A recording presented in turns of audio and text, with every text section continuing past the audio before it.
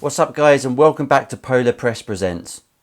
No wait, wrong channel. What's up guys, welcome back to Pembroke's Own and another instalment of Beyond Fiction. And the reason for that intro is this is a script that has been sent to me by my author buddy D.W Saur. I am going into this blind. I have no idea what I'm about to read. Before I go any further, my buddy D.W Saur is the author of Darkest Days. I have read this book and it is absolutely brilliant. If you're a fan of middle-aged drama in a sort of kind of the Witcher environment, this could be for you. He does have many more books and I'll leave the titles for all of those in the description, and he also runs the YouTube channel Polar Press Presents. On there you can find a whole mishmash of stuff, kind of like what I'm doing on this channel. He's finding his feet at the moment, but he's recently just hit over 300 subscribers, and he also has his first video that's reached over 1,000 views, so well done buddy. You can find some Star Wars Battlefront gaming content on there. He's also done some voiceovers for his own horror short stories. And his most watched series at the moment is his Metal Reacts channel. If you're a fan of metal music and you like to watch the reacts, that's where he's getting a ton of his views at the moment. But he's got a whole lot of stuff going on there. Great author, great guy. So please follow him, D.W Saur on Instagram or Polar Press Presents on YouTube. Without further ado, let's get into this. Oh, I'm actually quite excited. Right, Beyond Fiction, Carrie Buck. There's a couple of links here. Okay, so I think they might be for me to check out to see if this is all true or not. I'm just going to go straight into the actual script part of this. My roommate in grad school was from London and was fascinated with the size of the United States. I think most English people are, to be fair. He would frequently ask how long it would take to drive from X to Z. When the responses without traffic were over 10 hours, he would then tell how many countries he had passed through while he would still be in the United States. Ah, the whole Europe thing, yeah, you could drive, yeah. Many visitors to the US have gone viral for their videos on the size of the US or the selection at bulk in buy stores. To further illustrate, to go from northeast to southwest, from Madawaska, Maine to Borderfied State Park in California, is 3,269 miles or 5,260 kilometers. From southeast to northwest, from Florida City, Florida to Cape Flattery in Washington, it is 3,657 miles or 5,886 kilometers. Jesus, pissed. There are dozens of other figures I could give, some shorter than these, but I just wanted to give a couple of examples for the furthest distances in the continental US. The point will make sense soon. Okay. And also, I struggle to read scripts out loud. Yeah, I'm going to try and do this as much justice as possible. Through numerous movies, documentaries, the History Channel or history classes, we've all become familiar with the aspects of Nazi Germany by at least one of the aforementioned sources or another source. Very true. We're also more than likely familiar with Hitler's desire to rid the world of those unworthy of life. The sad truth is that how Hitler achieved his murderous feats was nothing new. Ooh. He took various aspects from countries all over the world and put them together in one large-scale event. Disclosure: the Holocaust was one of the world's greatest tragedies and most horrific events, and I mean no disrespect or anything coming close to undermining the tragedy that took place with the simplistic summary. So why mention the size of the United States? Why then mention Nazi Germany? So many jokes I can make there. Professional mode. I had to go to 176 miles, 283 kilometers, to study in another state to find out that a city 64 miles, 103 kilometers from my hometown was ground zero for influencing Nazi eugenics practices. Ooh, I don't know why I said that. Oh God, I can't wait for someone to clip that response. According to the documentary Lynchburg Story, Eugenic Sterilization in America, in the early years of this 20th century, authorities were obsessed with a belief that the racial stock of the country was in decline. By the 1930s, over half of the states had enacted eugenic sterilization laws, giving states the right to forcibly sterilize citizens they deemed unfit to reproduce. Fucking hell. Why didn't they do that with flat earthers? Lynchburg State Colony for Epileptics and Feeble-Minded, also referred to as Virginia State Epileptic Colony, opened in 1910 and became the largest facility in the United States devoted to its practices. It closed in 1972, but it is estimated that during that time The facility sterilised 8,000 patients or victims depending on your view. Most had no idea they were being sterilised. Most had not given their consent for the surgical procedures that the hospital put them through. Georgetown. Fucking hell. The state claimed that the children had hereditary defects that would be passed on to their potential offspring. In fact, most were simply poor, ill-educated, and considered a financial burden on the state. Fuck. In 1924, Virginia passed a sterilisation law, but Dr. Albert Priddy thought... Dr. Albert Priddy thought it had too many flaws that could cause it to get overturned. To ensure a new law with no flaws would be passed, Priddy wanted to showcase a trial, and for his next test, he chose Carrie Buck. Okay. Carrie was born in 1906 to Emma Buck. A father was not mentioned, so Emma may have been a single mum, but she did fall on hard times. I don't know why I struggled to say that. Due to frequent homelessness and Emma's drug abuse, Carrie was taken from her at the age of 4. The Dobbs family served as her foster home, and at the age of 16 she became pregnant by Clarence Garland, a nephew of Alice Dobbs. Carrie never changed her account of how the events happened. She stated, "Clarence took advantage of me. He promised me he would marry me. He forced himself on me, and then he left." Fucker. Alice was worried about how the pregnancy would jeopardise the chance of getting another foster placement. A social worker recommended Virginia Colony for the epileptic and feeble-minded because that's often where girls like Carrie who are in trouble went. Jesus Christ, that was only a century ago.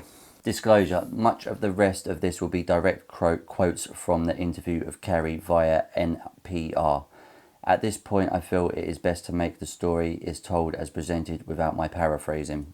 Understood? Dr. Priddy was Dr. Priddy was quite excited because he had all the records of Carrie's analysis and an examination by the Red Cross nurse who was living in Charlottesville.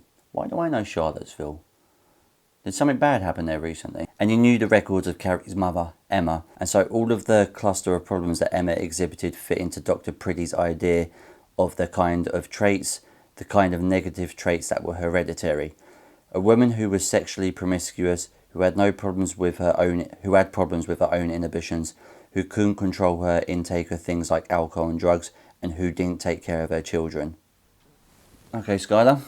He thought that these were characteristics that were likely to be passed down. So when Carrie appeared as a new resident of the colony and he connected the two people, it seemed to him that there might be good evidence here of a hereditary connection. Albert Priddy knew that 2 generations with genetic flaws presented as a strong case for sterilisation. Go fuck yourself. But 3 generations, that would seal the deal. The 3rd generation was Carrie's daughter, Vivian, whom he automatically assumed was feeble-minded. The eugenics had their case.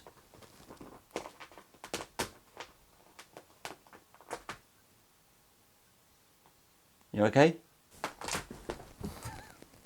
Oh God, I've lost where I was. The eugenicists had their case. They ignored facts that didn't fit, like Carrie's normal school record. Motherfuckers. Carrie was given a rudimentary IQ test, which came back suspiciously low. When Carrie attended school, she was by all means considered a good student, but she left after the 6th grade to spend time as a domestic servant for the Dobbs. Okay. These accounts were ignored because they hurt Priddy's case. Carrie's IQ was supposedly in the 50s and the cutoff for mentally disabled is 70. Because of family history, Carrie's history and Carrie's low IQ, Priddy asked the hospital board for permission to sterilise. The board agreed sterilising Carrie was the right course.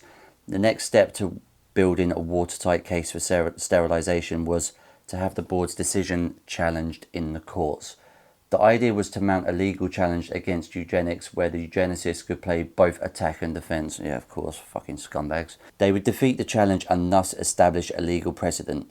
So Albert Priddy recruited a friendly lawyer, a personal confidant who would sue him on Carrie's behalf. The lawyer himself was a proponent of eugenics. He filed the appeal in Carrie's name but never really represented her. She was just a prop. During the first trial at the Amherst County Courthouse, the Buck family was exoriated. I don't know if that's a typo or I've never heard that word in my life. I don't want to say exonerated. Emma Buck was accused of living in one of the worst neighbourhoods and functioning like a 12-year-old, so Carrie's mother. A welfare worker who'd never met Carrie testified that she didn't seem to be didn't seem to be a bright girl. Another social worker offered an assessment of Carrie's 7-month-old daughter, Vivian. She said there's a look about it that's not quite normal. It's a fucking 7-month... Oh, dear. The trial took less than 5 hours. The county court upheld the sterilisation order, but it wasn't enough for the eugenicist. Carrie Buck's lawyer appealed the case. While the case was still in the lower courts, Albert Priddy died of Hodgkin's disease. A new doctor, John Bell, took over as superintendent of the colony. His name replaced his predecessor in the lawsuit. At every step, courts upheld the decision to sterilise Carrie. Finally, in 1926, the US Supreme Court accepted the case for review. In an 8-1 decision, the US Supreme Court upheld their decision to sterilise Carrie, and the historical precedent that Priddy was after was achieved. Though Carrie tried to fight the surgery, she was ultimately sterilised. No one protected Carrie Buck's young sister either. Her name was Doris. She had also been brought to the colony on grounds that, quote, sooner or later she would become the mother of illegitimate children. She was 12. She was registered as inmate 1968. Doris was sterilised about a year and a half later. Medical staff only told the children that she needed to have her appendix removed.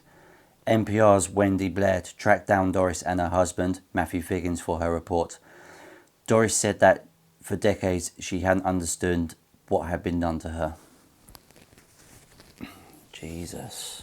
The sterilisation law declared constitutional in the US in 1927 became the basis of Hitler's eugenics program in Nazi Germany.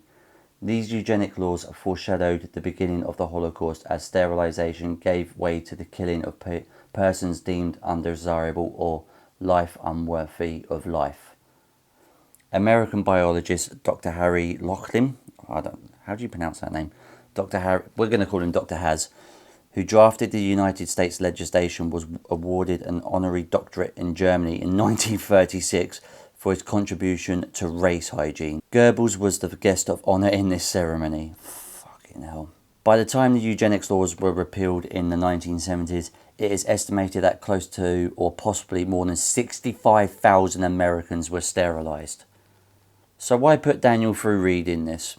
In short, Daniel does a brilliant job at bringing to light stories that must be told, no matter how violent or terrible in the events. I appreciate that, buddy. Some stories don't really need to be told, and you're going to hate the script that I've given you. I don't think like everyone needs to know fully about Junker Veruta or the Ian Watkins, but yeah, cheers for that, buddy. It's mind-boggling that events that occurred in my backyard, so to speak, helped influence Nazi practices. Dude, yeah, that must be a mad feeling. Did you say it was like 60 miles away from your hometown or something? If I hadn't chosen the path that I did, would I have known these events ever occurred? The odds are no, and it wasn't until recently that I learned my state's Department of Education has included a brief summary of eugenics practices in Virginia in one of our high school history classes. However, it would be up to the teacher to expand on the 3-sentence overview and make a deeper connection with the stories of those like Carrie and Doris. Though the summary is short, it's progress considering my graduating class and those who came weren't taught this at all. So how do I conclude this? To be honest, I'm not certain, but here goes. For Carrie, Doris, the 65,000 victims of forced sterilisation, and for the victims of events that are so horrific that they read as something beyond fiction, we will keep bringing to light these tragedies so that you are remembered. Very much so, bud. Wow. I had no idea that was a thing. I had no idea that forced sterilisation was a thing, but never mind that it influenced one of the most notoriously horrific things in all of human history, never mind in the last 100 years or so. Damn. And yeah, getting it right there at the end, it is to remember everyone. That is sort of why I do it. This has been another horrifying thing to learn, and thank you very much for this, for bringing it to my light, giving me a chance to present it. Wow.